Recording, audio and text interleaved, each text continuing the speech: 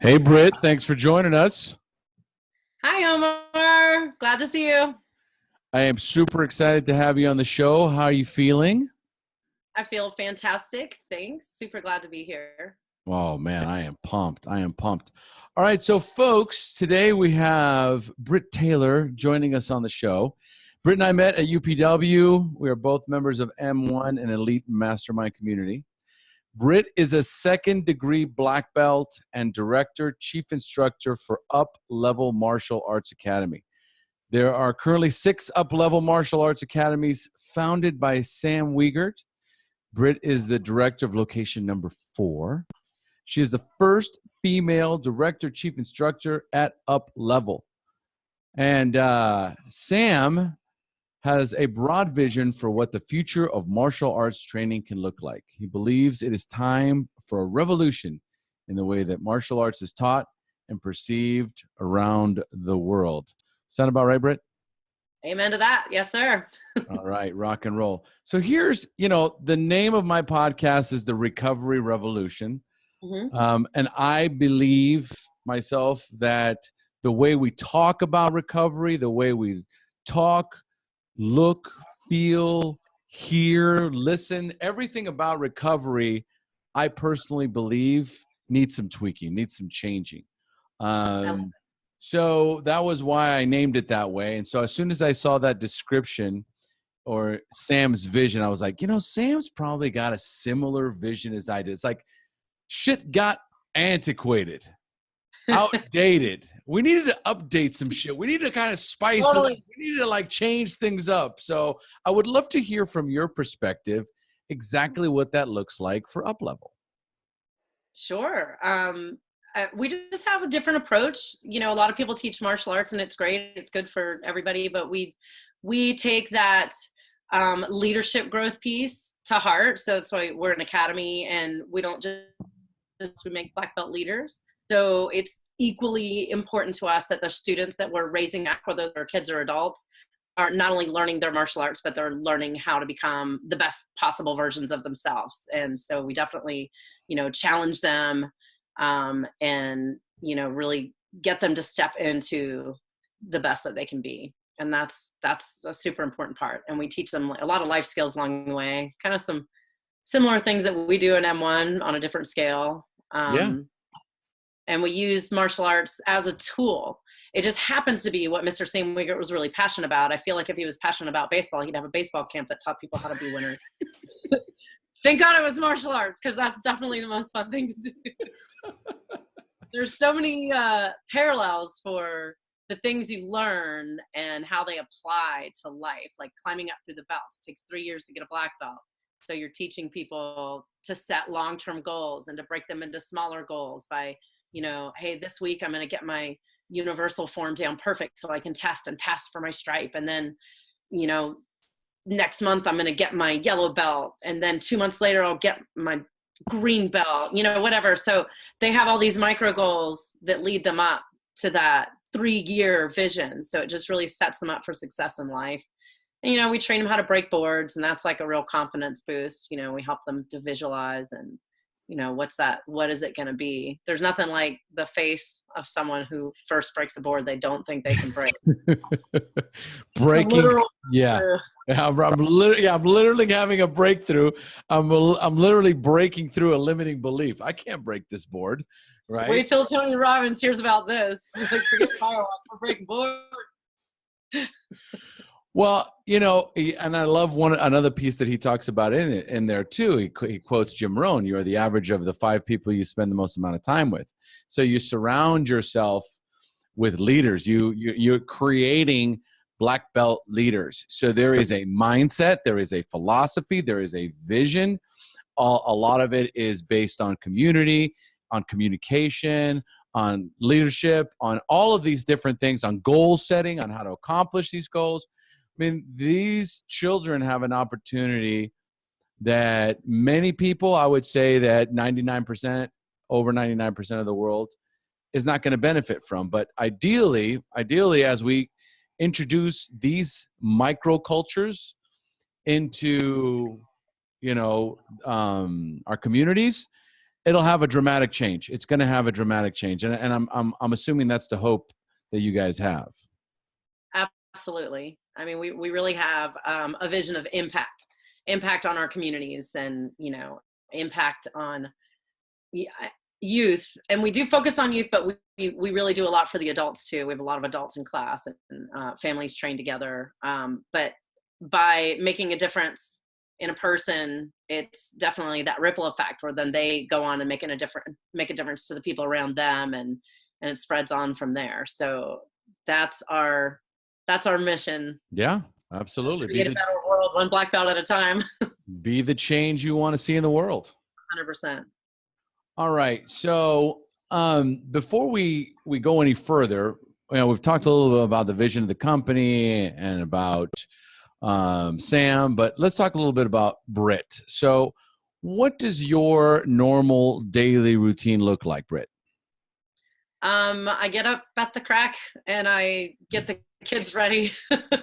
I get the kids ready to get on the bus. They get on real early. So it's making breakfast, making lunch, brushing teeth, walking dogs, getting them to the bus stop.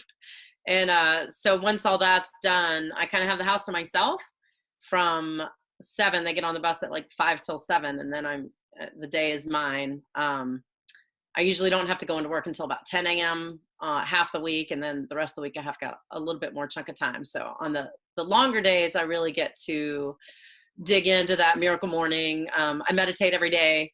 That's been really, really helpful for me. It took me decades to catch on to meditating. I would try and I'd be like, sitting still sucks. But I finally have really, really gotten into that. And it's where I can focus and visualize my day. So I'm pretty big on visualizing what the day is going to look like, and then planning it out. I do a lot of planning on Mondays because that's kind of my Sunday, my day off. And so I really kind of map out my week and my month on Mondays. Yeah. And I definitely stretch is a big part of it. I stretch for at least 20, 30 minutes every day. So I like to take my morning for that. I've got a giant dry erase board in the kitchen. I get my goals up on there, and, you know, I keep that checked and balanced. And on my big chunk days, I do meal prep, so I don't have to spend a lot of time cooking during the week because I'm always on the go. I'm always on my feet. Because once I do hit the door for work, I don't sit down. I'm never at a computer at a desk. I don't read email. Don't ever email me. I'll never get it. I'm really good with my phone, though. I'm never sitting down. I'm always on the go. So I usually I get a lot done driving. I listen to a lot of books on the headset while I'm buzzing around the house, or if I'm running, or if I'm driving, but not on a headset. So your days are very well structured. Pretty much. I mean, they have to be. They have to be. I mean, what you just detailed out there is not pretty much. It's like 5, 7 kids, get them on the bus. Right? Like I just kind of, I just kind of casually have set up a whiteboard, set up a routine for the kids, done miracle morning, get to work, do not do emails, focus on this. You know what happens is, it does sound like I have a plan. So yeah, no, here's the thing. That's the beauty of it. If you just caught this has now become second nature for Britt. Yes. A routine, but like a very well planned out, methodical routine that now is just so second nature that it's like, well, it's like, it's no big deal, but this is kind of like my thing. And then you're like, wait a minute, hold on. Let's back up for a moment, because there's people that are listening to this going, how do you get all that done? I got kids. I got to get them ready for school. And then you meditate. How do you meditate? Right. And then I'm visualizing my day and blah, blah, blah. But it's so true. Once you get in the practice of of actually mapping out your week. So first of all, you map out your week. That's what you do on Mondays. Mm-hmm. So now I don't have to think about it. That's what makes it easy, because it's already mapped out. I don't have to think about, oh my God, what am I doing on Wednesday? And somebody asked me if I wanted to do something. I'm like, wait a minute. Do I have something to do? No, it's like, I know exactly what my week's coming from, and it takes all the uncertainty out of the equation. Absolutely. Because, what's that old saying? Idle hands are the devil's playground. It's like, you've got to be busy. I don't understand bored. I can't get there, can't reach it. Yeah, no. But I just feel like if you don't have a plan, you you're not going to do anything. But there's a couple things in place to kind of help keep me on track. I've got a buddy that I check in with every morning, and we just shoot each other a quick message with a little GIF at the end of it, or GIF. I don't know how they're saying it these days, but we check in every day, even if it's just like, oh, it's I did this last night. I'm in a hurry, but just wanted to see how this went for you. Boom. Or sometimes we write like a story, like, this is what's going on, and report this, report that. But at the very base, we do like a daily gratitude. Gratitude's huge. Do your gratitudes every day. That's a good thing. And another thing is that I'm in a pod of girls, and we talk once a week. And so you want to have something to report. You check in with them. I think accountability is key. For whatever you're trying to accomplish, you got to have accountability. If it's just keep it up to yourself, you can change your mind. Oh, totally. That's Yeah. what accountability is all about. It's like there is we all have the inner 6-year-old. Oh yeah. The inner 6-year-old is like, I'm not doing any of that. Like, wait, nobody's watching. Oh, we'll start again next week. Next week. Yeah. Accountability was the next big piece here. So on top of, accomplishing all the tasks that she has, setting herself up for success for the week, she also has an accountability group, an accountability partner. Right? All this stuff is now seamless because it's just something that we create in the, years ago. Or how long have you been doing this, having this type of a routine and a structure? I think I've really developed like a really good structure about it over the past 2 years, but I've always been organized in a different way. I feel like I'm a very disorganized person, so my organization has to be, it's my safety net. It keeps me on track. And I mean, I remember even in college, my friends would be like, oh my gosh, you're so organized. And I would laugh. I'm like, I don't know my name if I'm not reading it off a page. I'm disorganized. So that's just my system to keep me knowing what's going on. And I've always been a little nutty with Excel spreadsheets. That's like Excel spreadsheets. Listen, I hear you. I hear you. I got a ton. Okay. So folks, you've got tons of suggestions here. More importantly, it's about implementation. And the best way to implement and to achieve a lot of these is to have some accountability. So you get somebody that will hold you accountable to get you organized, to teach you how to be more organized, to teach you how to use a Google Calendar, to program your week, right? For to set you up for success. So on top of all this, a big proponent to people that are in recovery, and I'm assuming people that are also in martial arts, is their spirituality. So how do you maintain your conscious contact, your particular higher power, your spiritual condition? Yeah, that's a great question. I'm definitely Christian. I don't go to church as much as I'd like to because I moved pretty far away from it, but I definitely take some time throughout the day to pray. I'm really big on quick little prayers. If I'm about to go out into public and there's an event and I'm looking for people to enroll in my school, I'll say a quick little prayer. Because sometimes that's like hard. Sales is hard. And you're about to go out and I'll just say a quick little prayer. Like, just show me the families that need this. Show me the people, walk them in front of me. And it always works.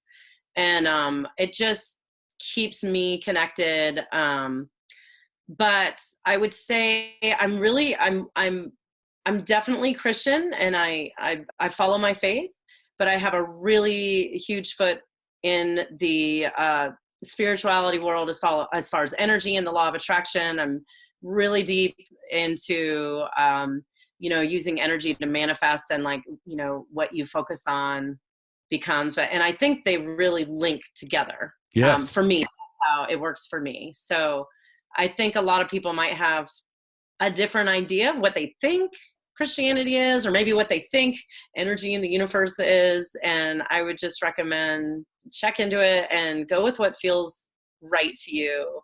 But go for something, like get yourself connected to yourself in whichever way you can do that.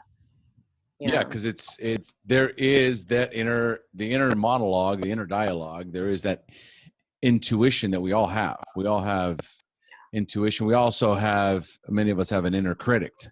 So a lot of times it's like, which voice is the loudest? Like, which wolf am I feeding? Because the inner critic is, self-sabotage. He's negative. He's, constantly trying to, avoid things and derail us. Right. And then there's that intuitive nature, that God element, spiritual element, however you want to call it, that if you sit and if you create and cultivate that morning ritual where you can ask that guiding force, hey, you know what is it that I'm supposed to be? Who am I supposed to meet? Where am I supposed to be? Put me in front of whoever you need me to be in front of, and give me the strength to push forward and to, battle through these fears, like you were saying, like sales, right? Like, oh my God, it's like, okay, I need, I'm gonna help me push through this. Yeah. Or whatever it is. And I just really feel that like connecting yourself as a vessel, and, getting out of your head where it's all about you, and like just opening your eyes and looking around and be like, how can I be of service? How can I have the light shine through me? And I think that's what attracted me to the job that I'm in right now, because it's just been the fullest expression that I've been able to use to do that is in the work that I do now. I really get a chance and an opportunity to, really pour into others on a daily basis. So it's just been really rewarding. But that's whenever I feel like I'm getting lost, that's what brings me back to center, is just remembering to be a vessel and be of service, and you're always going to be okay. Yeah, absolutely. Contribution, growth, and contribution. So, Britt, the Recovery Revolution is a podcast about recovery. So at some point we're gonna tap into addiction, and so addiction affects all of us. It either affects us directly or affects us indirectly, and we're addicted to so many things. It's not just drugs and alcohol, even though for many of us that's the most prevalent. That's the one that has the biggest consequences, right? But we're addicted to food, sex, money, success, phones, right? How has, if there is there a way that addiction has affected your life? And if so, what does it cost you? Yeah, absolutely. I think, at a pretty young age, I started to have kind of addictive tendencies. I was definitely addicted to television growing up. I was kind of raised by TV a lot. And then started smoking when I was about 12. I started drinking when I was about 14. And just like most of America as a child of a divorce, I really threw myself into that. Once I started drinking, that kind of became a thing. And it was for my brother too. We were really close in age, and I guess we were really popular and hung out with all the drinking kids. And we didn't have parents home, so people came to our house a lot, and we partied a lot. So it just seemed really normal, and we were kind of raised that way too. Everybody in my family drank a lot, and it was just always festive and positive. And we just kind of went with it. So, I look back and I think of, if I'd have gotten better sleep and taken better care of myself and studied, and and I was a jock. I ran cross country. I played tennis. I was always on sports teams. I rode crew, and I did pretty well. But I'm just like, I wonder if I didn't smoke or drink and got a good night's sleep, like how well could I have done? Like how, and you think about it. But I think the number one, the deepest cost for me has been relationships. Just, I moved a lot and I just didn't build any. And I think that, I kind of tried to float free. I moved around my whole life. So I didn't connect all the way. I would keep it I always had lots and lots of friends, but like not anybody that I would let in. And so I was, it was really lonely. I was super surrounded by people, but I think I was just like really, really, really brutally lonely for a really long time. So that's like the biggest expense. And if my memory could summon it up, I probably did some pretty embarrassing things and probably burned some bridges that I don't remember, but So were you a blackout drinker? no, I never was, but I was I definitely would binge. That was me. I would just drink until I went to bed. Like if I had a drink in my hand, then there was another drink the whole time. But if there wasn't a party, or I wouldn't drink at home by myself or anything like that. I just didn't, I could easily not drink, but if I was drinking, I was drinking. It was the activity to be done. It wasn't like I've never been like, oh, I'll have two drinks. Okay. All right. So you would not consider yourself a social drinker? I mean, it depends on who's asking. It depends. All right. Well, I don't know. Some people would consider 30 drinks social. Yeah, no, definitely. And I created my lifestyle surrounded alcohol because, I was a musician and in bands and I majored in theater. I was like an actress. And so I worked at bars and waited tables, and that's just, that was the life. So it was a culture. You were in the culture. See, yeah. You kind of got to expand a little bit on that. Like all of a sudden it's like, oh, and I was in a band. You were in a band? Yeah, I'm still in that band. But then it's so you don't notice it, right? You don't notice it because that's your immediate proximity. Okay. And then my brother, who I always he's my big brother. He's like 13 months older than me, and like to me he was always a god, like just like worship him. And he came to visit me one time, and he was like not drinking, and I was like, who are you? It was so weird. And then he was going through divorce, and he just said, yeah, I just decided I just don't want to do that anymore. And I was like, he is so smart. I was just really impressed. And so I told my husband, I was like, hey, this might be a fun idea to try. Let's just kind of not drink anymore. And so we did. And of course there were definitely some bumps along the road, but I mean, then that's when I noticed that when I was in high school and younger in college and after college, and the atmosphere, I thought I was just like normal, but I was like, no, all my friends were alcoholics. It wasn't normal.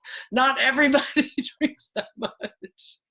So, it just became a choice to not drink. It wasn't any kind of huge rock bottom or anything like that. It was just like a realization of a better way, if that makes sense. How many years did you actually, because you started in high school and then the band and working at bars and all that kind of, so how many years was the drinking? What was the lifestyle? I mean, 30, I don't know. How old am I? No, maybe 25, like a lot, most of my years. Okay. So half your life was, at least was spent. So more than half.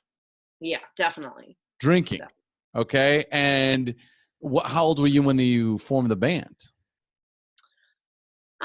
I was in a band in college, and I was in another one, in my early 20s. And then the band that I'm in now, we started right after I got married. So about 15, 16 years ago. And that's my main one, but I'd been in different bands, and I moved around a lot. So I'd always have some music going on. Do you play an instrument? Do you sing? What's the deal? Yeah, I'm a singer. I can't play instruments. You're a lead singer? Yes. See, this is so fucking cool. Like, it's like more and more and more. I am a second-degree black belt, female, right? Lead singer of a band. Been drinking over half my life, right? Like rock star partying, literally. Because you're a rock star. Yeah. I mean, like party like a rock star. As a matter of fact, it's like almost like this. It's almost like your routine. Well, I mean, it's like a rock star, so it was kind of, let's do this. Yeah, totally. So, were you guys in the same band? No. Different bands. No, I remember the first time I saw him. We worked together. We worked at a health food store. We're both like vegan, health food That's people. hysterical. Vegans are like the most drinkingest, smokingest. Not all of them. They're great. But like, so yeah, he was just the produce guy at work. I never really, I mean, we were friends, but then I went to go see a band with a friend and he was on stage with a bass and I was like, what is that produce guy doing up there? What? So yeah, things changed pretty quick after that. I was about to say he went from the produce guy to rock god. But women were throwing underwear at him on stage. Like he's the man. Yeah, he's the man. And is he still playing in a band? Oh yeah, he is. He is. All right. Now, are these any like bands that I would recognize or any of our listeners would recognize? Are you guys cover bands or what's the deal? Probably not. Like, he toured the Eastern Seaboard 30 years and he's still playing out now. His current one you can find on Spotify. They're called Easy Shakes, but it's a E.Z. Shakes, or you'll find some rapper or something. Okay. Okay. Yeah, it's really beautiful stuff. It's beautiful stuff. And they got voted second best in South Carolina by a bunch of critics and stuff. So they're doing pretty good, and they sound good. But we were a bunch of punk rockers, a bunch of little punk rock bands.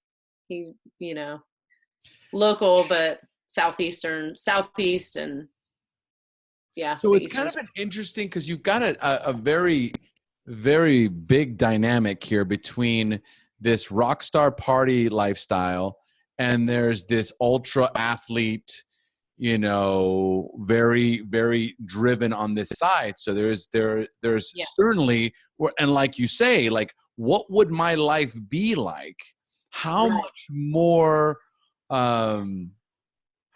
athletic, or how much more successful would I be, or how much better could I do in these activities if I didn't have the drinking? If it, so that crossed my mind.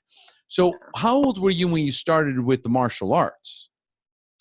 I took Taekwondo growing up, but my dad was a Marine, and that's why we always moved so much. And so I'd start things and then pick them up somewhere else. So I never really built it up. And then it was kind of the same for my husband. He took it in college as like a college credit.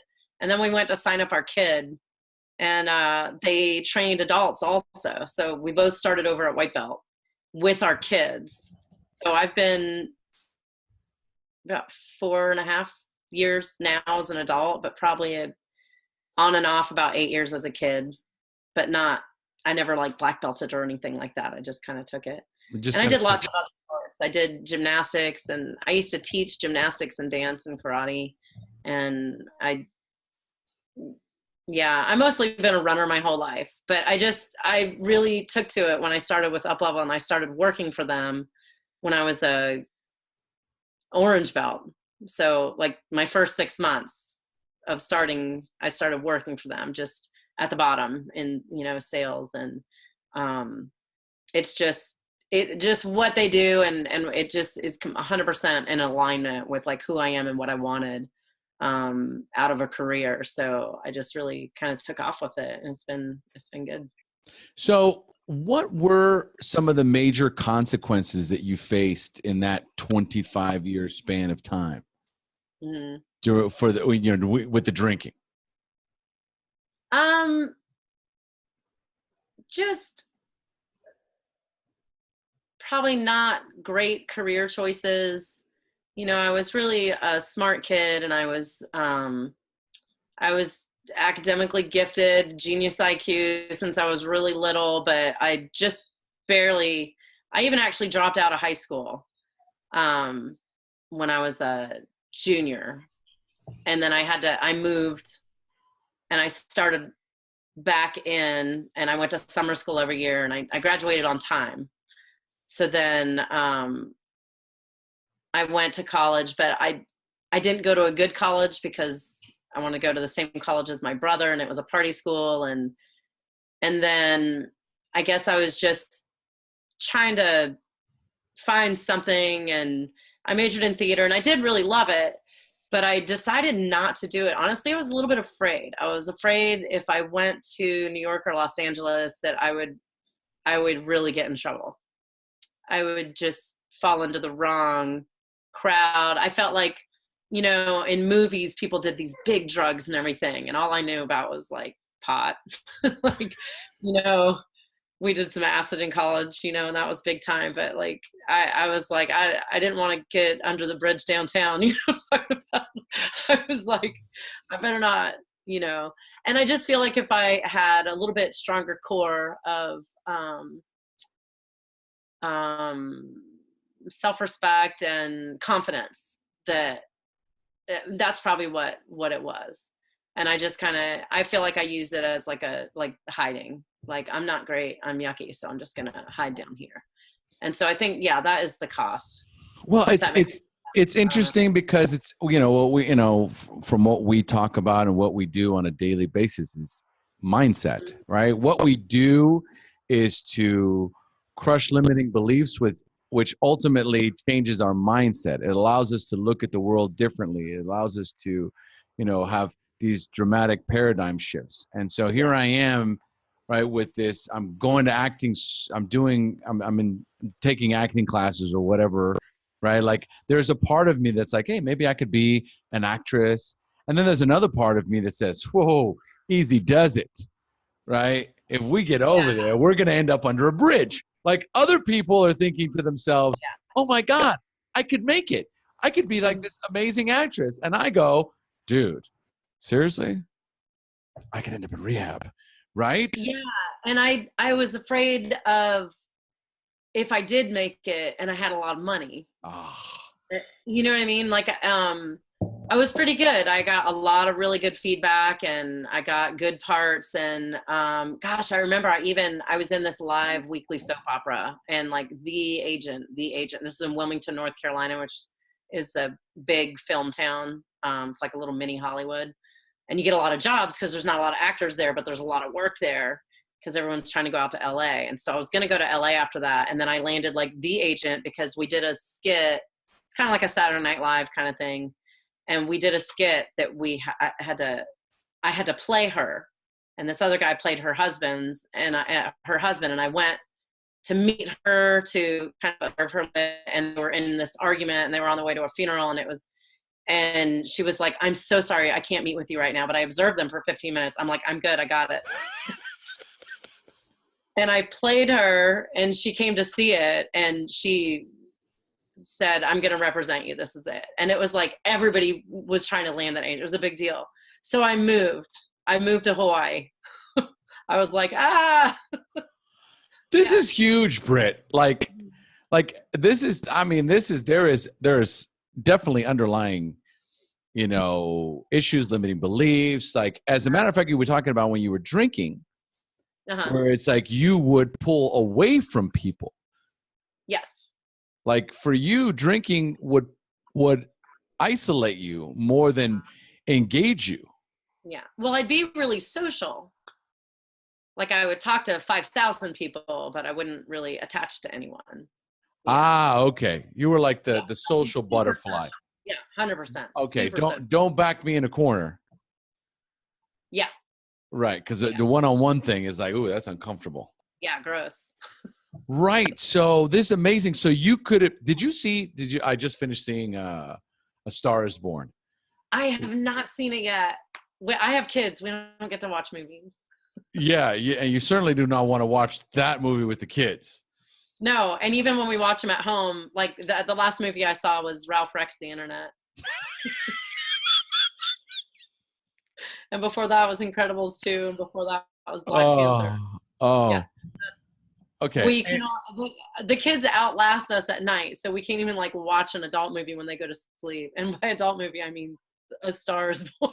Wow, no. A Star is Born is it's heavy. It's a very heavy movie, but then again, it's the acting is spectacular. It's spectacular. For those of you that are in early recovery, I do not recommend you watch it. It's you just at the end you're just like amazing acting, but oh my God. Wow, I need to watch like some child movie, Wreck-It Ralph or something.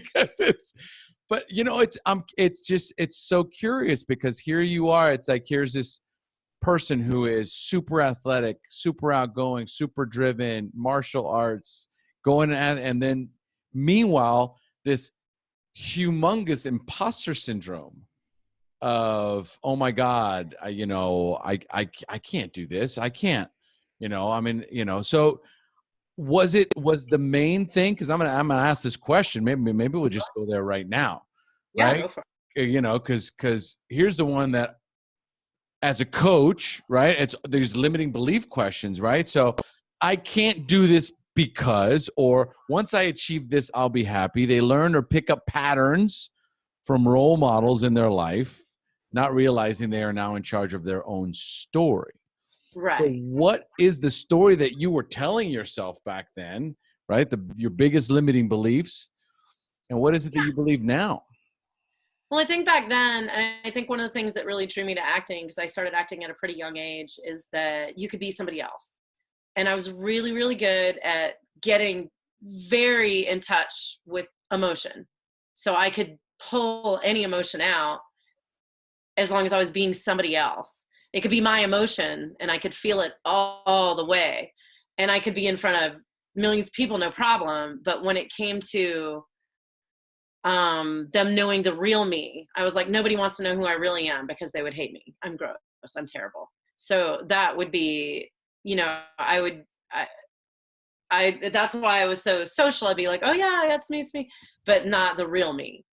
And so I feel like I really hid that. I think I had a really deep rooted fear that if anyone really knew who I was, that I was like unlovable, And I think that's pretty common. I think that's a common thing. But it's just I'm glad for everything I've gone through over the years, because I think it really helps me to help other people.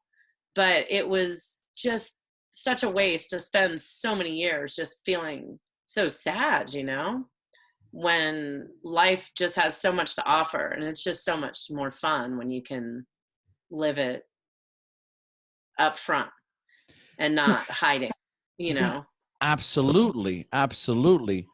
But what was the root cause from that? What was the event? Right? Because at some point I have this idea of like, when does that fucking dialogue start of, if they find out who I am, right? If they only knew who I was and I'm this horrible person. Yeah. I mean, I had some trauma when I was really young, like really young. I was taken advantage of when I was a toddler. And I think that probably is where it all stemmed from. But I didn't know that until I was about 28, and it all came to me. And I didn't ever believe that I didn't even believe in repressed memories, but they're real. Yeah. So when I was 28, I remembered everything. And that kind of answered a lot of questions. And it was really shortly after that I started dating my husband, which I think is, maybe that unhooked something that made me feel worthy again or something. Because I let somebody in to love me, So I think that's what I was burying. I really do. So really, Mm-hmm. for 28 years, or from the event up until age 28 years old, and imagine being a toddler. I mean, Jesus Christ. I know, And right? I mean, horrible. So then there's just this kind of looming darkness that you can't connect with for 28 years, basically. Mm-hmm. This Yeah. sense of impending doom, and that Yeah. there's something wrong with me. Yeah. That was the overriding feeling of my life, is that there was something wrong with me and I was unlovable. That was like my definition. It's not now. I'm good now. What is it which I was just about to ask. So what is it you believe now? Oh my gosh. I think I'm pretty awesome. Come on. I love this. I really do, though. I mean, I'm not Yes. So do I. I'm fucking awesome. in like a smug way, but it's just like, you know how you can see other people now and really see like, oh, honey, whatever it is, you're so great. And Yes.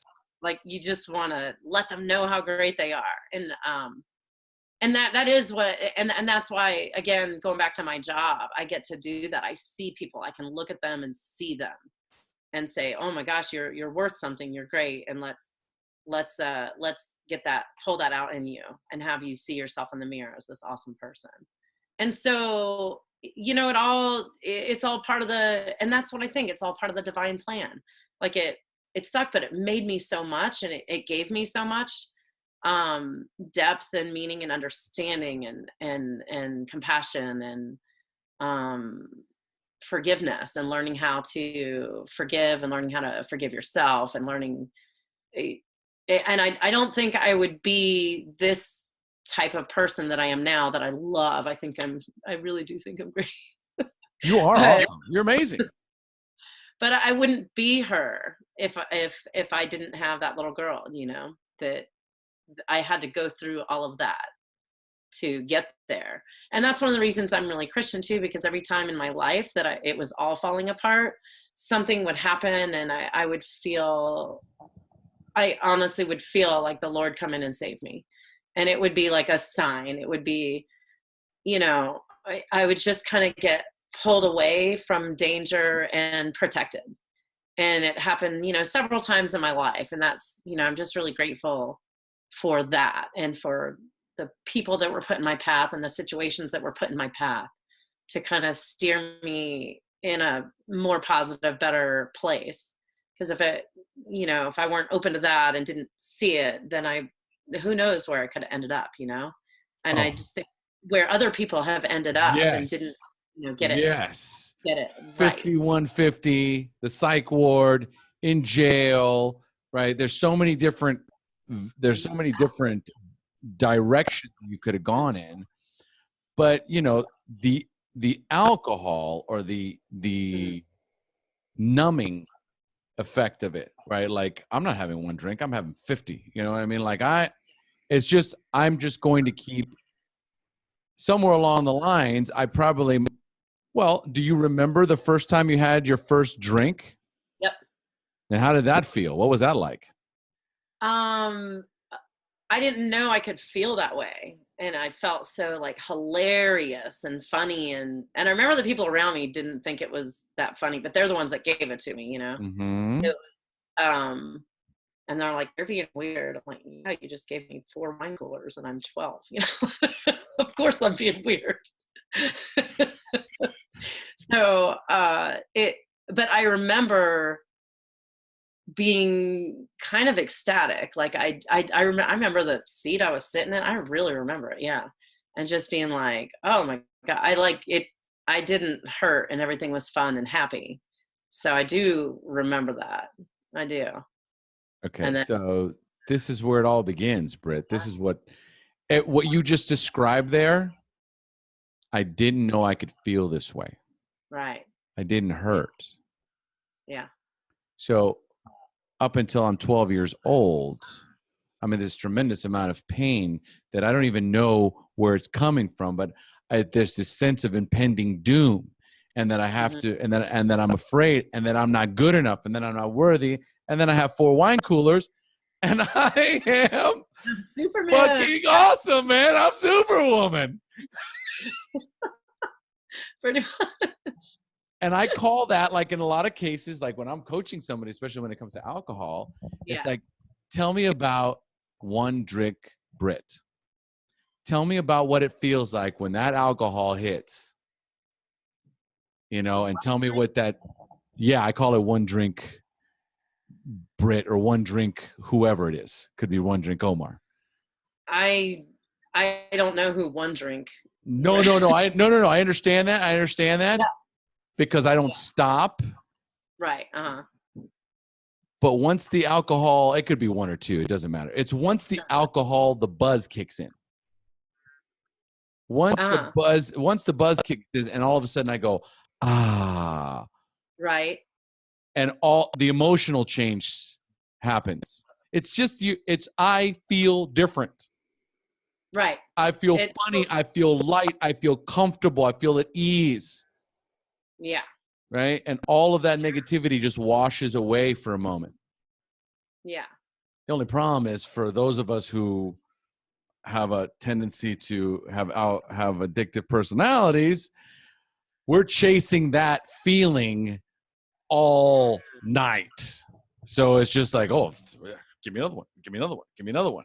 Yeah. Right? But all I'm trying to do is get to that feeling that I get right when the buzz kicks in, of peace, of calmness, of self-acceptance, of self-love, of harmony, almost of balance. Like it's undescribable. Like when you started describing, you're like, oh, I didn't know I could feel this way.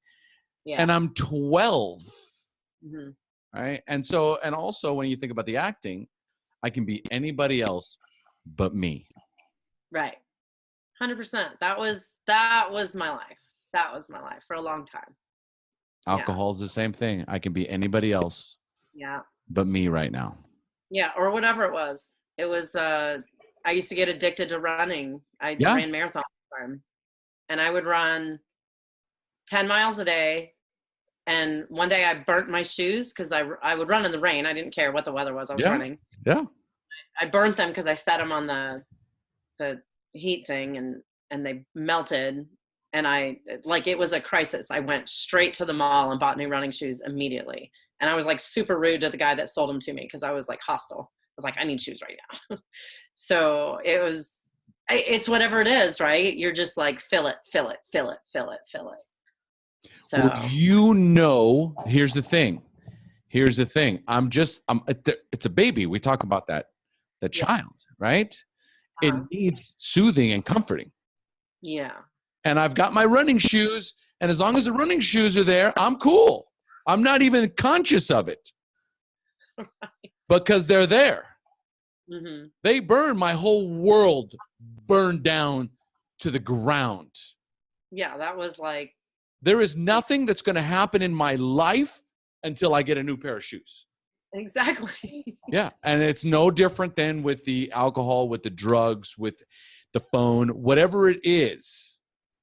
Right. Like I remember when I was, I'm coming to terms with the addiction of my phone. But, I remember when I lost my phone, I don't even know where I was at. And it was like, we're not doing anything until I get another phone. Right. That's the definition of addiction, right? Yeah. It's no, I cannot move forward one more step until this is fixed. My life. Yes. My life has become unmanageable. I have become powerless when they talk about being powerless. Imagine I can't move. I can't do anything. I can't live my life. I can't move forward until this thing right here, I have it. Right? And it's not so much, a lot of times we talk about it filling me, but more than anything else, it's a comfort. It's my whoopee. Okay. It's here. Everyone can relax now. Right. Everything. Okay. All right. All right. Okay. And it's so it could be this I'm trying to fill something, but really I need this to comfort myself. So question then, I'm 28. I have this breakthrough of, oh my God, this happened to me. Right? What was the process of healing that? Because you met your husband right after, right? Yeah, pretty messy. I already knew him. We worked together and we knew each other and we were friends, but he had a girlfriend. He wasn't on my radar as a romantic interest at all. But then, yeah, it was a messy process. Okay. How messy? Well, probably like a lot of denial, like that I'm not remembering right. And then like more memories kind of flooding back in and filling out the pieces. And then a lot of anger at like who was watching over me and why did this happen? And, and then I had a lot of hostilities toward my mom. She was kind of mentally unstable and, that was like a really difficult relationship. And so that got all wrapped up in it. And it just, it wasn't her fault. She had nothing to do with it, but, and it wasn't a family member or anything like that, but it was just, I think just constant realizations and awareness, and different, well, just like flashes of memories would come in, and like whenever they felt like it, and I'd be like, God, really? And then yeah, just and anger over the person that pulled the memory out of me, because it was someone I didn't really care for a lot, that was a friend that always liked to like ask really probing questions and dig into people's business, and just kind of pushing me and pushing me and pushing me, and it came out. And so I was angry at her, and I was yeah, I mean, I guess if you really look at the list, probably all the classic reactions, you know. And then but I think it did break something down that it at the end kind of empowered me a little bit, where I could kind of say, oh, well, maybe it's not all my fault. Maybe I'm not like, so this is why, you know, because I didn't know. Like, I didn't know. It's the weirdest thing. Like, it doesn't seem believable, because I heard people say that before, and I'd be like, of course they knew. They just like chose not to remember it. But I literally had no idea my whole life. And then I had vivid memories, and I was like, whoa.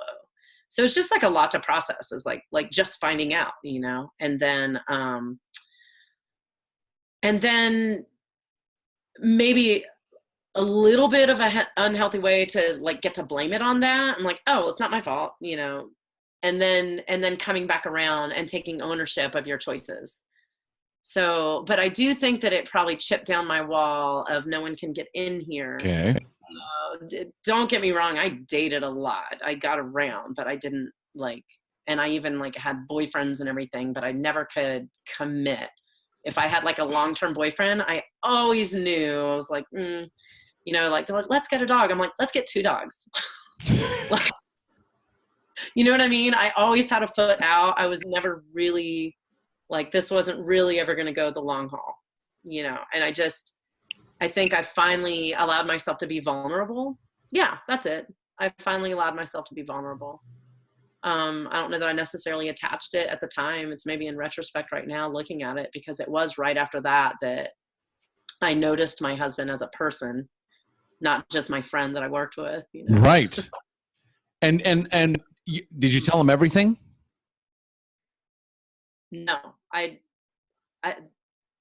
nobody really knows about it. I told him maybe a year ago, and not in detail or anything like that. So I haven't really, it's not something I've gotten into and talked about, you know. Now there's only going to be thousands of people listening to it. That's funny, because I don't know, it's all in context, you know. It's like not something you're like, hey, I'm going to announce this, but it's right. Like, this is an instrument of help. So I feel like it's an appropriate platform to be of service, and yes, you know, let other people know, like, hey, it's okay. Maybe this resonates with you, and maybe you haven't thought about it yet, and you're definitely going to be okay on the other side. People survive. Yeah. Well, so many people, I mean, much like yourself, right? Sexual abuse, right? As soon as you discover the alcohol and the drugs, I never have to think about that or feel that way ever again. Yeah. And it becomes, this is it. This is the solution. This is what I've been searching for my whole life. No more questions. Let's just go. Yeah. You know, so you meet your husband, right? And so, I mean, and then all these other different thoughts when I think about it too, I'm like, yeah, sure. Of course she's a runner, right? Like, and I need to run because I'm running, right? Like whatever's back there, I can't get far enough away from it. Yeah. And like distance runner. Like I wasn't going for a jog. No, how far can I get from and hours. Yeah. And it also makes you stronger. Endurance, right? Like how much stronger can I be? And you know, black belts, 2-degree belt. I mean, how do I create this physical toughness to go so that'll help me become mentally tough? And Yeah, really, the mental toughness comes through going through it, just absolutely. barreling through it. So what are your biggest like aha moments and takeaways that you learned going through this process? Um, I think I don't really think I had like a huge aha then. I think that was like a stepping stone. I think it was great because it opened me up for that relationship, and I'm so glad I married my husband. He's awesome. But I really don't think it wasn't until after I had kids that I really got it all together, and started saying, hey, there's something more important than me in the world. And it's weird because like when I was pregnant, not drinking was totally the easiest thing ever. Like no problem. It wasn't even, and I was never like, because they say, oh, you can have 1 or 2 glasses of wine, and people are like, you can have, and I'm like, why? Why would I have 1 glass of wine? That's the worst idea ever. Like, You do talk like an addict. I mean, I'm sorry. It's like, that's exactly, it's like, you can have one. Why would I, one? Who has one? What's the point? I want 60. Like, I don't know. What are you talking about? you're not wrong. Dude, You're not that wrong. is brilliant. But yeah, but so yeah, after I got married, my husband and I drank a bunch, and we had parties at our house all the time, and we both worked in bars and worked at the health food store. Of course, it's a And balance. I was I was the manager of vitamins, he was the manager of produce, and we were both in bands, and we both also worked at bars. So, and one thing that really attracted me to him though is that we're both workaholics. We were already really good friends at work because we were always there. Because you couldn't be alone in the building. You had to have at least another manager with you, but we had keys. So we would always like, oh, I got a bunch to do, it's inventory. And we would always like burn the midnight oil working. And that's how we became like really good friends. So we, you know, always be working on taking care of business and everything. But then we had, definitely some difficulties in our first year of marriage revolving around alcohol and just like us being nice to each other and, learning how to do that and how to work with that. And then, yeah, after we had kids, it definitely simmered down. But then when my brother came to visit me, and this is when my kids were like 4 and 5, 3 and 4 maybe, and he told me he wasn't drinking anymore. And I said, let's try it. And then for me, it was great. And I just decided right then, I was like, oh, we don't drink anymore. And that was it. And then it wasn't as easy for my husband. He struggled with that a little bit more. Like he decided, but then he didn't understand that that's what we decided. And then I was like, maybe I did kind of pull the wool over his eyes, but I thought it was clear. And then, we just had a lot of really open communications on, this has got to be your decision. I can't force you to do this, but what do you want out of life? And we, probably went through about 3 rounds of that over the course of a couple, 3 years, maybe 2. Yeah. About 2 years. And then now when we go out with our bands which honestly, it sounds like we do music all the time. It's not that often, but it's the only time we get to go out because our bands are a city away, about an hour and a half away. And that's where his parents live. And that's the only time we go out because we have kids. So we can leave them at his parents' house and go out. We don't ever go out in the beautiful city of Charlotte that has so much to do. So we're with our kids. So we go to Columbia and when we see everybody and they're like, oh man, last night, ugh, and we're just like, oh my gosh. And then they have to play tonight and they're still hungover. And it's one thing to be cute and bounce back in your mid-20s, but like we're in our 40s and 50s now. Yeah. And we're looking at them and they're like, oh, I gotta get on stage. And they're smoking a pack of cigarettes and they're like, anybody got any BC powders? And, and then the bartender's like, you left your tab last night. And man, I remember how big our tabs used to be. It's like so cheap now. We don't, when you don't drink, you don't really spend that much money. Well, here's the interesting thing, right? And hopefully it doesn't trigger anything. But here's the thing, right? Like I imagine, or I think about the Brit that, burned her shoes. Uh-huh.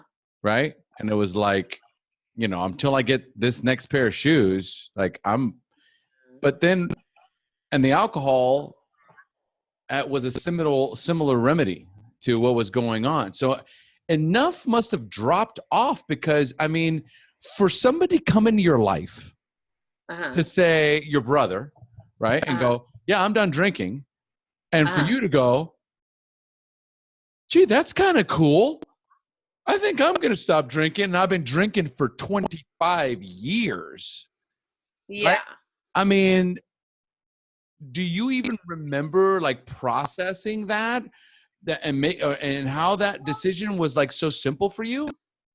Yeah, I think that maybe I was looking for it. And Okay. hadn't put my finger on it. I hadn't put my finger on what it was, but I knew I just wanted things to be different. I knew I wanted to be more mature, and I knew I wanted to just and that was when I was really in some marathon running streaks too. And I was like coloring my hair a lot, really short platinum blonde hair. And I was like, I don't know, midlife crisis-ish, but I don't know. I just always really looked up to my brother, and it kind of was a world view changing moment because for him not to drink meant I had to reevaluate exactly what everything meant, because I was like, but we're Olsons. Everybody. That's what we do. Right. And I didn't argue with him about it. I was just like really impressed. And he was going through a really ugly divorce at the time. And I knew like in that it was tough, and he didn't want it to happen, and it dragged out for years.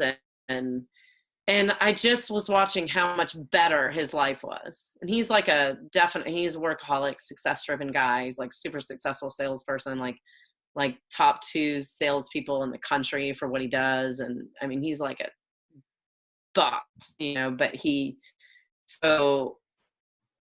that divorce kind of really messed with him, and he took it as a huge failure. And then here he was just being really great at life. And I already thought he was great at life, but I was like, wow, he's getting even better.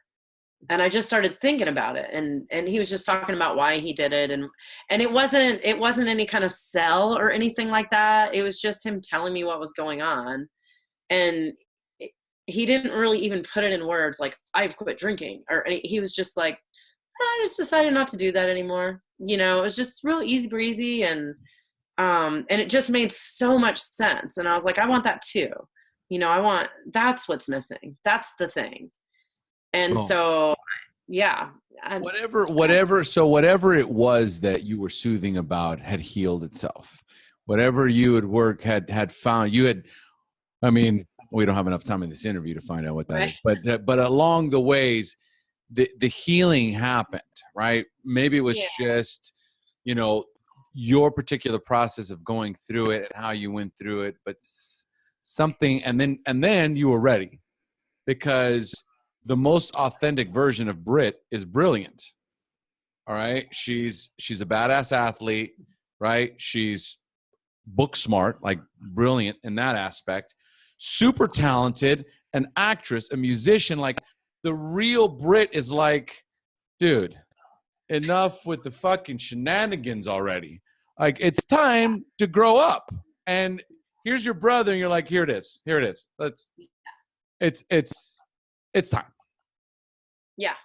Sound about right? Yeah. It feels like that's the person who showed up. Yeah.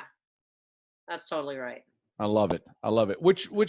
This might be the question, because this is one of my favorite questions to ask. So this might be the question.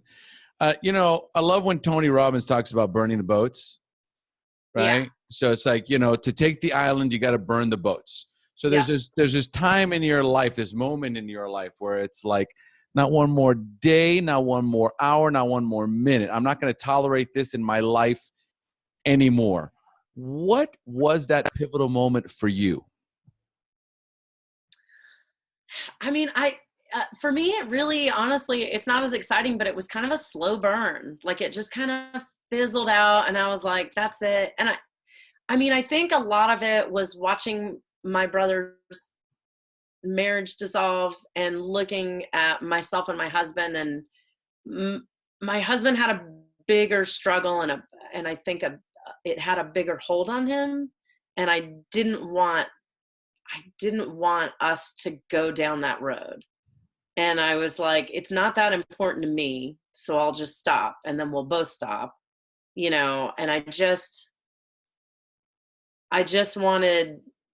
I wanted our marriage to be okay.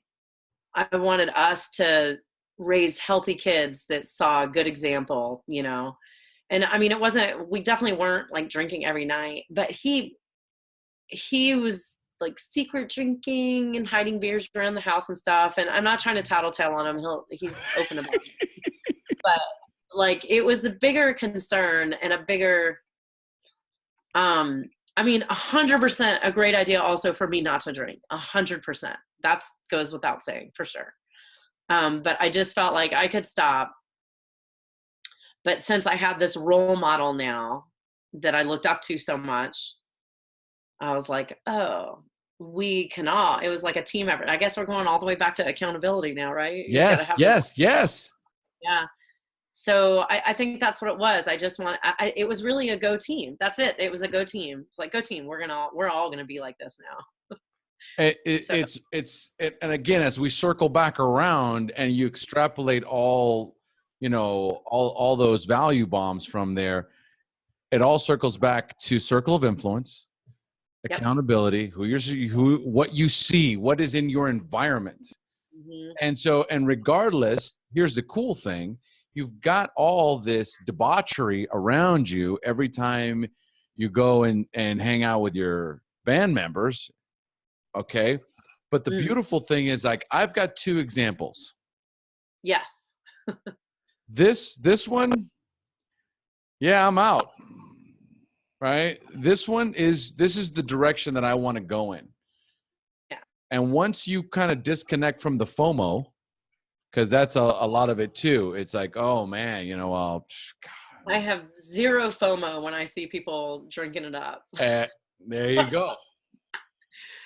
And we have fun, like finding places that have like special ginger ales, like the spicy ginger ales, or kombucha on tap, or kind of the mocktails. We'll get jacked up on Red Bull. We're like, we're partying too. We can stay away from that shit. That's fucking poison. No, that's like, yeah. That's a whole nother. Yeah, listen. No, I gave up coffee this year, so. Oh, yeah, that's right. That's right. Okay, so I told you, right? Yeah. Yeah, no, you were telling me. I'm like, yeah, that.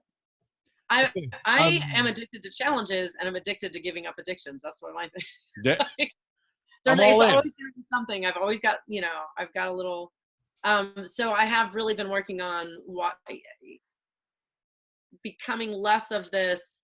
I'm either 110 or I'm 0. Those are my 2 speeds, and trying to be like, maybe it's just totally fine to be 55. Just, and you can kind of speed up sometimes and you kind of slow down sometimes, but like that's what I'm working on right now. It's like, it's just, I don't have to be, a workaholic, or I'm crashing and watching TV. It's like, maybe I can just. I think that here's the whole thing. And as I think that's the human being, the human doing, however you want to, there's people that am I a human being or am I a human doing? And the thing is that what I've recognized in my own life is that if I'm not working towards something, then that's when I can slip into the 0 and the nothing and the complacency. and the boredom, if I'm not working towards something, and God forbid because listen, like you, I am like, my routine for the next week is already pretty much set up before the weekend. Before the weekend, my next week's pretty much, you go through my Google Calendar, it's already locked in. Yeah. Right? And so I am structured and rigid, and I love my routines. But if I am not working towards something else, something bigger, right? Mm-hmm. The only difference is it's like I'm not going to miss sleep. I'm not going to obsess. I'm not going to deprive my family of my presence, which it's been a huge challenge for me, right? Being present and being reminded that I'm not being present. Mm-hmm. At some point, it was like, wow, okay, just because I want this doesn't mean I have to do everything now. Like, I don't have to just keep working until I get there, right? It's all about the journey. Once it clicks that it's not about the destination. Because how many times have you been so driven and excited about something, and it's like, I can't wait, and I'm doing this, and I'm getting there, and blah, and then you get there, and you're like, wasn't that great? I think it's great, but then you're like, oh, I'm done now. Yeah. Yeah. It's either way, there's this sense of that mountain to climb. Yeah. Listen, as long as you have a journey, that's where the juice is. The juice is in the journey.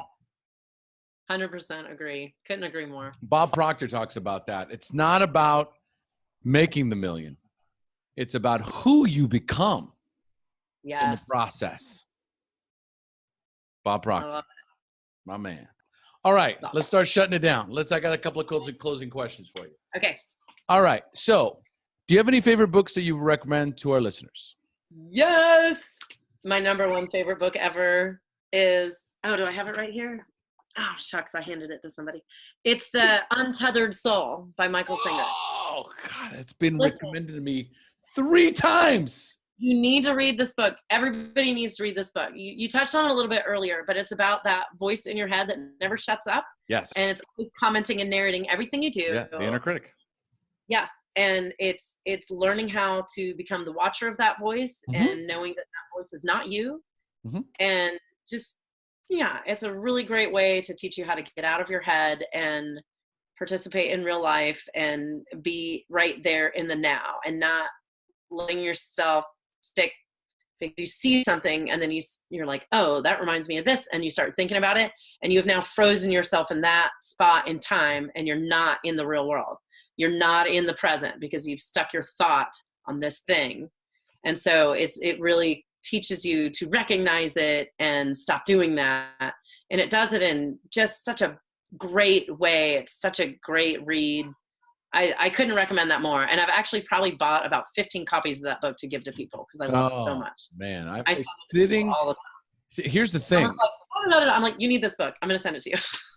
It's been recommended I don't know how many times. And we're only going to recommend that one because that one's like, I can't recommend it enough now. And then I'll recommend another book. Yeah, because here's the thing. It was recommended to me, this has got to be number 4 in the last 2 months. And so I was like, and I go, oh no, you were one of the ones that, okay, so never mind. That's number 3, but there was 2 others. And here's the thing. I was going through my bookshelf because I was looking for books, I'm doing an outline. My wife had it and I go, oh, it's here. Boom. It's out. It's getting done. Right. So, no, I just found it last week. Okay, start reading it tonight. Yes, ma'am. It takes a lot to read because you'll read a little bit and then you're just like, whoa. You have to kind of process it and think about that. And that's what got me into meditating, actually, that book. Okay, okay. But really, the premise of it, from what I understand, because I'm reading another book right now called The Monkey Mind. My daily check-in girl, Kim Udan, she's reading that book. She's my accountability buddy. I check in every day, and she can't stop talking about it. It's very similar because what you're mentioning right here is becoming the observer. Mm-hmm. So instead of getting attached to the conversation in my head about this situation. Because two people walk into a store, right? And they see the store, they see the whole thing differently. There's a whole line of people. I knew I shouldn't have come in. I can't believe I walked into this store. Do they know who I'm so late? I can't wait in line. The other person's like, oh, good thing I brought a book with me. You know, occasionally there's a long line. And it's like, you know, so you become the observer of this dialogue instead of the dialogue, right? You separate yourself from that. So yeah. I think it's going to have, here's the thing, personal development books, all the same shit, different spin, right? Like, yeah, as like, you gotta, no.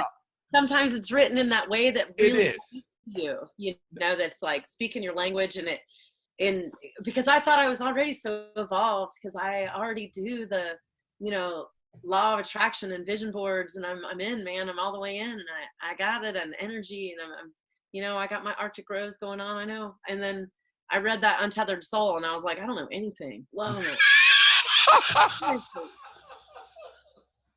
But my buddy Kim, she and I read it together at the same time.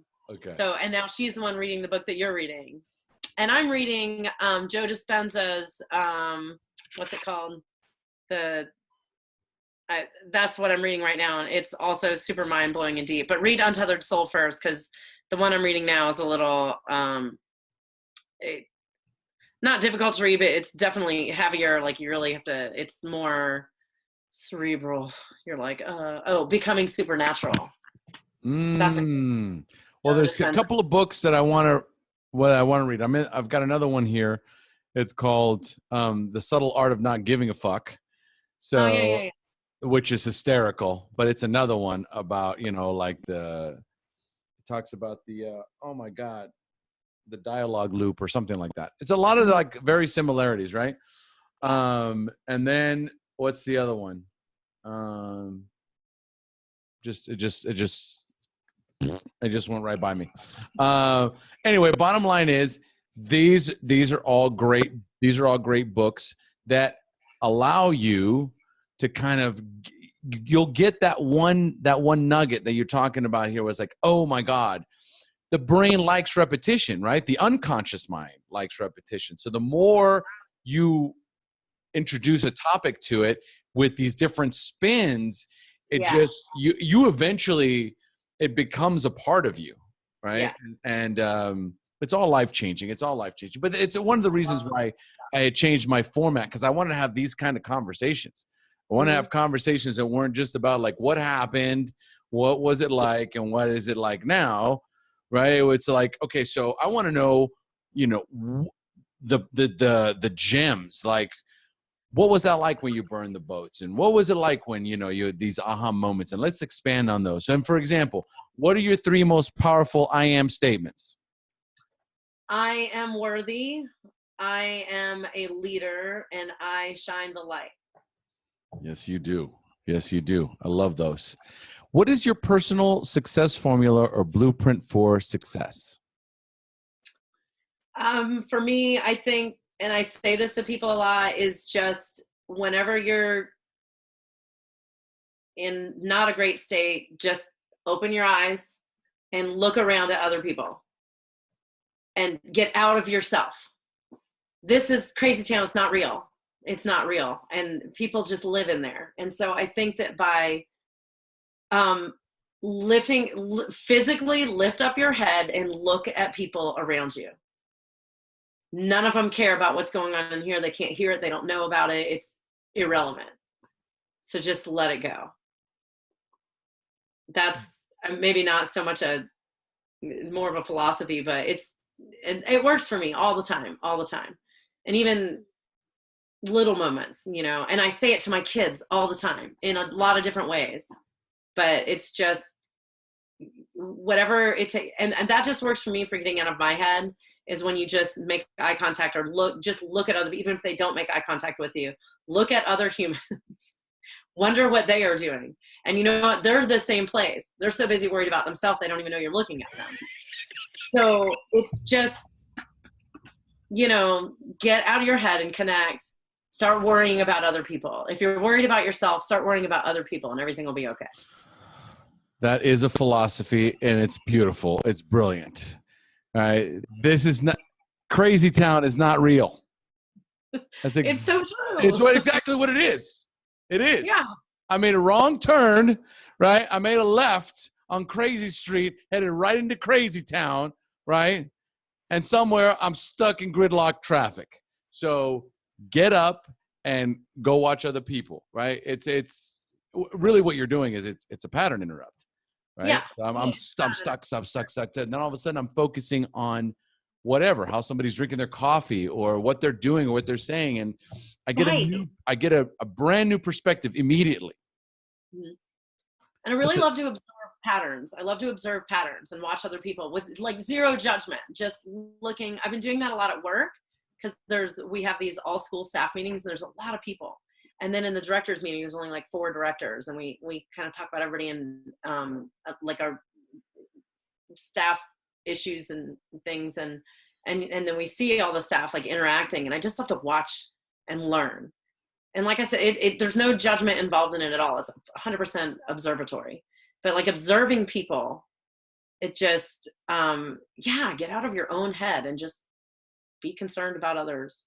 And not in a way like, I'm so concerned, I'm gonna clothe the homeless. I mean, do that, but like, that's not what I'm talking about.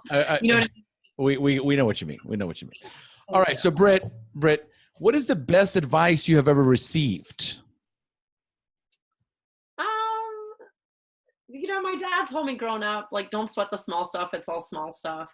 And think about your biggest problem and think about all the grains of sand on all the beaches in all the world. And if you take one grain, it's like your biggest problem isn't even that big. And those are the kind of things that I grew up, it's sunk in, that's always been the things I remember from growing up. So I love it. And here's the thing. It's such a beautiful way to describe, right? That monkey mind or however you want to describe it. But it's also a beautiful visual. Like at the same time, I get an opportunity to, I'm thinking about my problem. Next thing you know, I'm on a beach. Right. Exactly. Next thing you know, I'm on a beach and my dad, who's being nurturing and loving and caring, is explaining to me. He's telling me about this story and he's telling me about how this one little tiny grain of sand, right, is still bigger than my biggest problem. Right. And so here I am, just like, if I can just kind of see myself on this beach, listening to the waves and looking at this grain of sand. And that's just like looking at other people. I mean, I'm just somewhere else away from my problem. Yeah. I think we can tell that, stories and metaphors are a great way, to give greater perspective. I think I love it. I love it. 100%. Last question. Oh, go ahead. Oh yeah. No, there's one quote that has really got me through the past couple of years of growth, and it's a completely different tack, but it's I've had like a lot of professional growth in the past couple of years, and this is what's really done it for me. Leaders know the way, they go the way, and they show the way. So if you want to be a leader, quit trying to tell people what to do. Just what to do and go do it, and then they follow you, because that's what a leader is. So that's something that's been, especially like leading a team to success. I mean, I've been through a lot of different associates and it's always challenging, and trying to bend people to your will is never going to work. And it's, finding my footing there. And that was the one that I always come back to. Leaders know the way, they go the way, and they show the way. I know what to do. I will go do it. And when they see me winning, they will follow. And it works. So and you can see that in the world today, people trying to like coerce people into things. It's like, no, people want to follow who they look up to. So if you just be that, then you'll. We go back to the beginning of our interview. Be the change you want to see in the world. Yeah. Make it happen. Make it happen. Yeah. Quit fucking talking and just do it. All right. So what is one parting piece of wisdom you would like to share with our listeners? Oh my gosh, I might be all out of wisdoms. Trust yourself, believe in yourself. Um, don't be so hard on yourself, and just think about what you have to offer. One thing that really drew me to my church is that their philosophy is stop asking what God can do for you and ask what he can do through you. And so I think that's like a really good way to pull yourself out of something, is like, don't stop thinking about what you want and what you need, and you know, realize that you have so much value that you can give to someone else, of maybe someone else's need. Look around and be like, oh, I'm so needy, and be like, wait, I bet there's people more needy than me. Let me look for them. And that, I think, will pull up your self-esteem, make you feel really worthy. And it's all about, I think we're all looking for that self-worth. And I really believe that that's the key to finding where it is if you want to feel valuable, then offer value. So yeah, that's it. Help other people. And so what was that? And be nice to yourself. Be nice to yourself. You know, it's funny. Just like, I don't know if I'm all talked out. And then she drops this bomb, right? It's like, and I'm going to be using this just so you know. I'm calling it out right now. But it's like, stop asking what God can do for you and ask God what he can do through you. I mean, yes. Wow. I'll turn you on. Listen, go to my church is called Elevation. They have an app. Their music is on like bestseller stuff. It's an amazing church. Dude. But if this pastor is like a personal development speaker, he's amazing. He's definitely the Tony Robbins of pastor. This is what I'm talking about. That's who I want to be in the recovery space. You know what I mean? I want to be the Tony Robbins of the recovery space. It's just like, it's time to, and like you said, right? If you want to be a leader, don't tell people what to do. Do it and let them follow you. Yes. Take massive action, right? Yes. I love it. I love it. Yeah, we're reading the same. Britt, this was amazing. Oh, thank you so much for having me on, Omar. This was a blast. I'm super excited and definitely honored that you invited me on as a guest. That's awesome. So thanks so much. Thanks for having this podcast. I hope it reaches tons of people and makes them feel great. It'll reach a few thousand. It'll reach a few thousand. So, Britt, if our listeners are in your area and they want to find out about your school, where is your school? In what state? Tell us how the website. How can they reach you? Mm-hmm. We're at uplevelmartialarts.com, and we have 6 locations. Most of which are in the Charlotte, North Carolina area. I'm in Fort Mill, South Carolina, which is a suburb of Charlotte. I'm just sitting on the state line. So look us up. And we even have an online Uplevel University option as well for people who don't have a location. So they can go to the website and learn all kinds of stuff. And we have an awesome YouTube page with tons of curriculum. It has all our moves on it, and it also has all these testimonials and all these life skills. So I would say go to Uplevel Martial Arts on youtube.com and kind of just explore through all those videos if you just want to look at a workout, learn a move, or get some uplifting advice. It's got all that on there.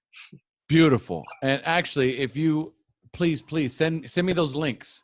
So I'll add it to your show notes on my website. So when they go to find you, they can you'll just go to omarpinto.com, Recovery Revolution, and check out Britt's show notes. And I'll have the webpage, the YouTube link, everything you'd like to promote. And we are good to go. Britt, again, amazing. Thank you so much for joining us. Thank you, Omar. I wish you were going to be in Mexico, buddy. Dude, next year I'll be going for sure. Don't you worry. I got all that planned out. Cabo with M1 and then Date with Destiny. Those are my 2 for 2020. Date with Destiny. Yeah. And we're done, right? Yeah. No, hold on. We have now reached the end of our show. Thanks for joining us. And as we say here in Costa Rica, pura vida. Can you give us a pura vida, Britt? Pura vida. That's magnificent. I minored in Spanish. I lived in Ecuador for a semester. And that is a wrap.